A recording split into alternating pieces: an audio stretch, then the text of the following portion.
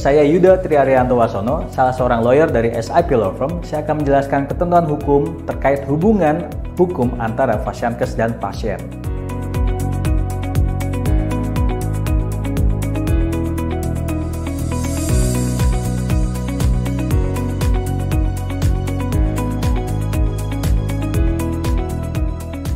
Tentunya dalam penyediaan layanan kesehatan, pasien itu berhak untuk memperoleh informasi yang lengkap sebelum menerima tindakan medis dari tenaga medis ataupun tenaga kesehatan.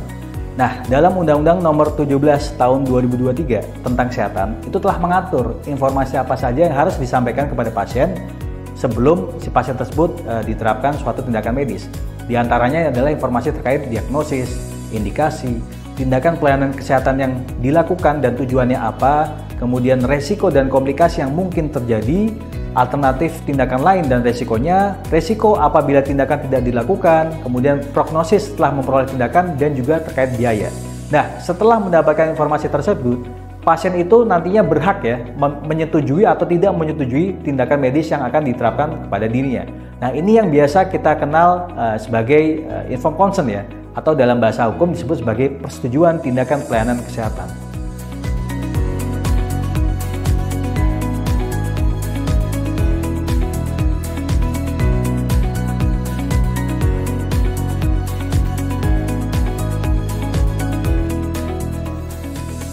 Berdasarkan Undang-Undang Kesehatan, pasien itu wajib memberikan persetujuan terlebih dahulu sebelum dilakukannya tindakan medis atau yang biasa kita kenal sebagai istilah informed consent.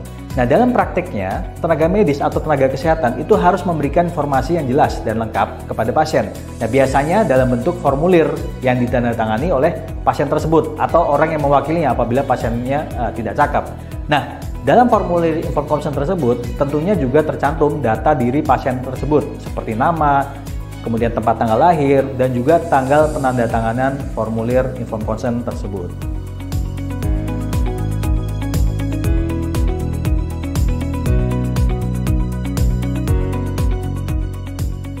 Ya, rekam medis adalah dokumen yang berisikan data identitas pasien, pemeriksaan, pengobatan, tindakan, dan pelayanan lain yang telah diberikan kepada pasien.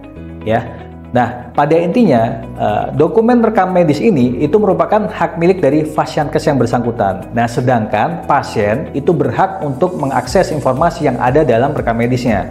Nah, tentunya suatu Fasiankes itu wajib untuk menjaga keamanan dan juga kerahasiaan dari data rekam medis. Nah, biasanya Fasiankes itu punya SOP tersendiri Nah, mengingat Fasiankes dan tenaga medis maupun tenaga kesehatannya itu wajib menjaga keamanan dan kerahasiaan, maka wajar kalau Fasiankes tersebut biasanya punya SOP yang ketat terkait mengenai tata cara mengakses. Bahkan ada Fasiankes tertentu yang mengharuskan si pasien itu untuk datang langsung ke Fasiankes tersebut untuk dapat melihat atau mengakses rekam medisnya.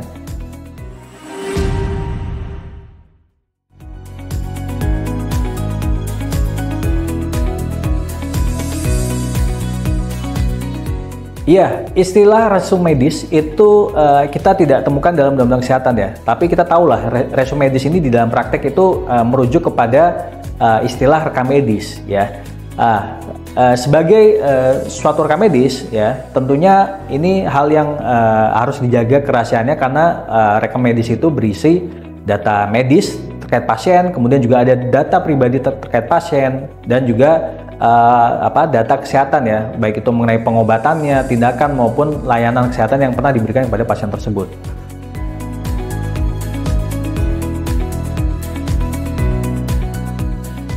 Ya, tidak ada ketentuan khusus yang mengatur mengenai hak jawab dari Fasiankes. Namun, Fasiankes itu kan bisa didirikan oleh badan hukum ataupun non badan hukum seperti CV misalnya. Nah, tentunya sebagai badan hukum dia merupakan subjek hukum dia punya hak jawab kepada pihak lainnya. Namun perlu diperhatikan, Fasiankes itu juga memiliki kewajiban untuk menjaga data identitas pasien, kemudian juga rekam medis dari si pasien tersebut. Maka dari itu, tentunya dalam melaksanakan atau memberikan hak jawabnya, Fasiankes tersebut harus sangat berhati-hati agar tidak melanggar kerahasiaan dari rekam medis dari si pasien yang bersangkutan.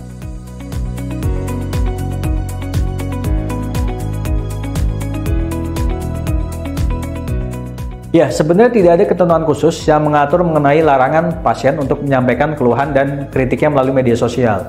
Namun kita tahu ada ketentuan dalam Undang-Undang ITE maupun KUHP ya, yang pada intinya mengatur apabila ada unsur penghinaan ataupun fitnah, justru ini bisa berbalik ke pasien sendiri, justru akan merugikan pasien itu sendiri ya. Sehingga tentunya apabila pasien memiliki keluhan, ya baiknya disampaikan secara langsung kepada Fasiankes yang bersangkutan agar tidak salah nanti kalau misalkan disampaikan ke media sosial kemudian ada unsur penghinaan atau fitnah, justru malah pasien tersebut yang bisa terkena masalah hukum.